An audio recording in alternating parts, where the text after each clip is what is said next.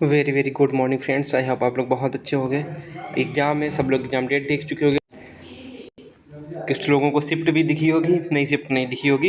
Exam date क्या है, क्या रहा, बताते हैं कि आपको 23 अगस्त वालों ध्यान दें, उनके लिए बताएंगे। सबसे बड़ी चीज़ है कि सबसे बड़ी, अब मॉक नहीं दोगे, मॉक टेस्ट अब नहीं दोगे। चाहे मन हो, मेरे अनुसार तो आप लोग 17 तारीख वाला, 17 अगस्त को, 17 को ही आएगा, नहीं अभी क्या नाम 18 को कब आएगा, हाँ 18 को आएगा, कल परसों मॉक। मन हो तो दे लेना, ना मन हो तो मत देना मॉक। एक चीज़ मैं पहले, सबसे पहले पूछना चाहूँगा, क्या आपने अभी तक, इससे पहले जो 17 और 18 फरवरी को मॉक हुआ था, उस पर आप लोगों ने मॉक दिए होंगे, कई प्लेटफॉर्म पे दिए होंगे, हर जगह दिए होंगे, ऑफलाइन दिए होंगे, ऑनलाइन दिए होंगे। क्या हमें एक बात बता सकते हो कि किसी का भी, एक सिंगल इंसान का भी क्या मैच किया था? एक सिंगल भी किसी प्लेटफॉर्म का जो रियल एग्ज़ाम 17-18 फरवरी में हुआ था, क्या मॉक उससे मैच हुआ था या नहीं? सच बताना कमेंट करके। नहीं हुआ था ना?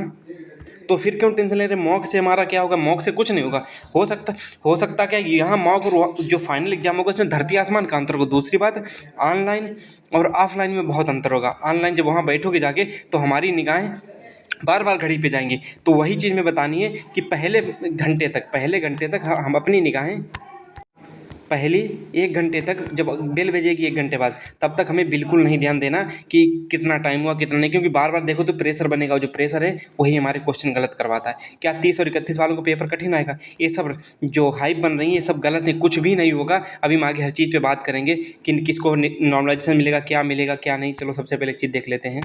सबसे तो पहले बेस्ट ऑफ लक 23, 24, 25 वालों को। बहुत बहुत तो आप लोग अपने लिए मेहनत की, जो होगा देखा जाएगा। प्रेशर मत बनाओ, जो एग्ज़ाम हो आएगा वो एकदम, जो मॉक है इन सबको कोई नहीं ढूंढे मिलेगा किसका कैसा है, और चिल्लाएंगे सब हमारे से, देखो इतना आया, हमारे से उतना आया। जितना जिसका आएगा वो वक्त बताएगा कि आप अभी तक किसी ने अपना एक इतना बड़ी टीम जो पेपर पैटर्न को नहीं समझ पाई, जो आउट ऑफ सिलेबस देती रही हमेशा, तो उसके बारे में क्या ही कह सकते हो।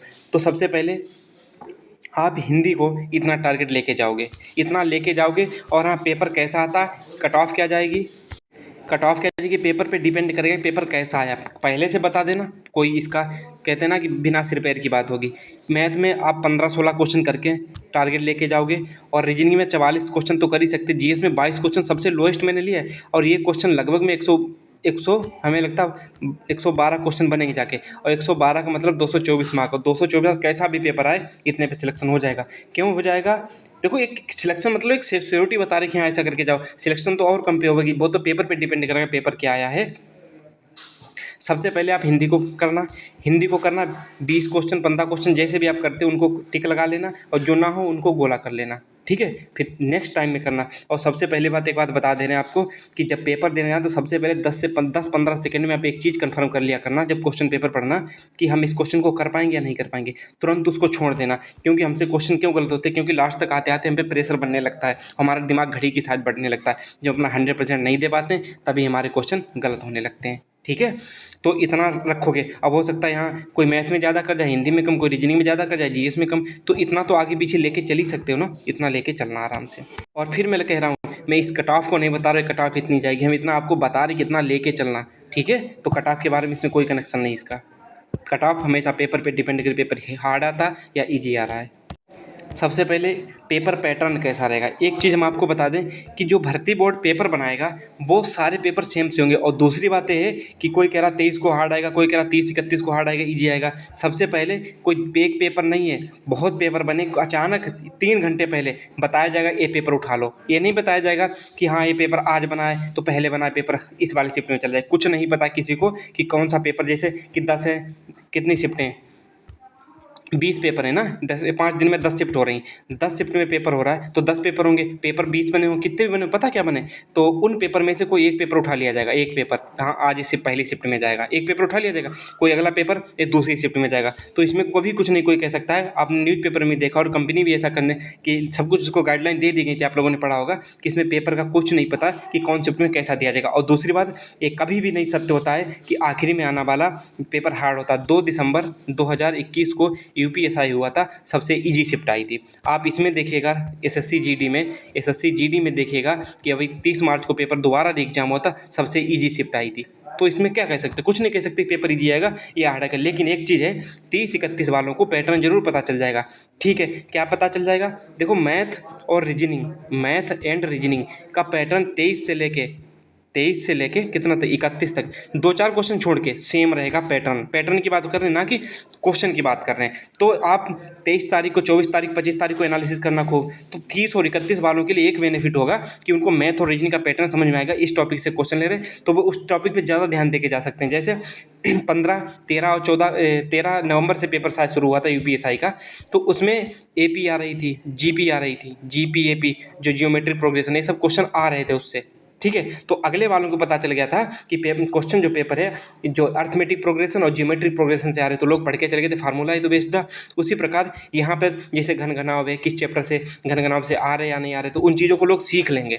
ठीक है, और लेकिन हाँ, सीख कितना भी ले, जो पढ़ता होगा वही चीज़ें सीख पाएगा, जो नहीं पढ़ता होगा वो नहीं सीख पाएगा। और इतना ज़्यादा फर्क नहीं पड़ेगा कि हाँ कि एकदम एक शिफ्ट में 10 क्वेश्चन का 20 क्वेश्चन का नार्मलाइजेशन मिल जाए, नहीं, इतना नहीं पड़ेगा। देख लेना इस चीज़ को, चाहे अभी देख लो चाहे बाद में देख लो, और नार्मलाइजेशन के फार्मूला भी देख लो। नार्मलाइजेशन फार्मूला कभी भी शिफ्ट का कम ज़्यादा आगे पीछे, कहीं पे अटेम्प्ट कितने करें क्या ना करें, कहीं पे कुछ नहीं लिखा है। आप यहाँ पे देखिएगा आपका स्कोर में सभी शिफ्ट का 0.1, सभी शिफ्ट का, यानी कि 10 शिफ्ट 10 शिफ्ट का लिया जाएगा 0.1 स्टूडेंट का, 0.1% स्टूडेंट का एवरेज लिया जाएगा। फिर सभी शिफ्ट का एवरेज लिया जाएगा, फिर आपकी शिफ्ट का, फिर ऐसे नार्मलाइज स्कोर निकाला जाएगा। तो इसका उसका कोई कनेक्शन ही नहीं है, तो क्यों उसके पीछे पड़ो कि उसका ज़्यादा आएगा उसका कम आएगा। इस फार्मूले से साफ साफ हो रहा है कि शिफ्ट से, डेट से पहले आगे पीछे से कुछ नहीं कनेक्शन। और ऊपर से एक बात और कनेक्शन है कि पेपर जो है वो कभी भी ऐसा हो ही नहीं सकता है कि लास्ट में हार्ड आए, कि कोई कंफर्म ही नहीं है। और दूसरी बात यह है कि पेपर रेंडमली उठाया जाएगा कि कौन सा पेपर आज जाएगा, 3 घंटे पहले बताया जाएगा। ठीक है, तो इसका हाइप एकदम निकाल दीजिएगा आप लोग। तो इस कमेंट आया था, मुदित भाई एक वीडियो वाला मेरा 31 को है, बहुत टेंशन हो रही है, नार्मलाइजेशन खेला करेगा? बिल्कुल नहीं खेला करेगा नार्मलाइजेशन, ये बात बिल्कुल निकाल दीजिए माइंड से। एक वीडियो में ये बताना कि जिसका 23-24 उस टाइम को क्या करें, मॉक बिल्कुल ना लगाएं, और मैथ और रीजनिंग ना छुएं। देखो जिसको जितना आना था वो आ चुका है, अब क्या पढ़ लोगे, तो मैथ और रीजनिंग मत छूना। उसके बाद आप जीएस में मैं बताऊंगा स्पेशल टॉपिक्स, वो पढ़ लेना, संविधान पढ़ लेना, और यूपी जी के और मई जून जुलाई इनका करंट अफेयर पढ़ लेना अच्छे से, बस इतना रिवाइज करना।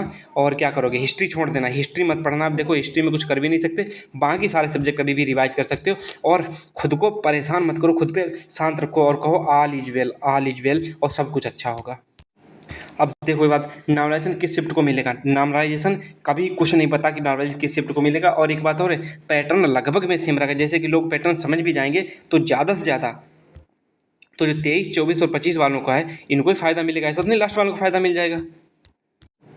और ऊपर से इस बात का है कि कुछ भी पता नहीं कि पैटर्न कैसा देंगे, तो क्यों खुद पे टेंशन ले रहे। तो आप इस टाइम पे अच्छे से मॉक को बिल्कुल मत दो।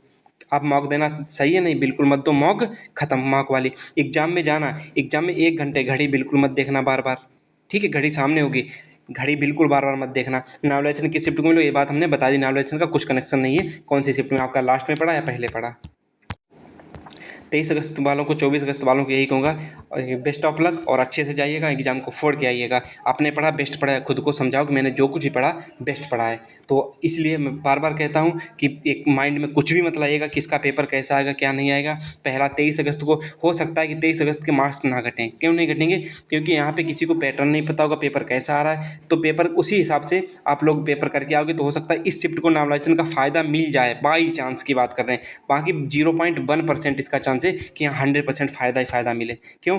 क्योंकि हो सकता इस शिफ्ट का एवरेज कम ही रहता है, अमूमन कम रहता है। जैसे नहीं कहते कि हाँ नॉर्मली कोई चीज़ ऐसा होता है, तो वही चीज़ होती है। पहला दिन होता है तो उतना, और अगले दिन से पेपर का पैटर्न लोग समझ जाते हैं, तो फिर वैसे हिसाब से जाते हैं कि हाँ हमें ये चीज़ छोड़नी है, ये चीज़ करनी है, तो वो चीज़। और हम 23 को पेपर होगा पहला, तो 24 से 25 वालों के लिए अच्छे से एनालिसिस करके टॉपिक बता देंगे कि इस टॉपिक से ये क्वेश्चन आ रहा है, इस टॉपिक से नहीं आ रहा है।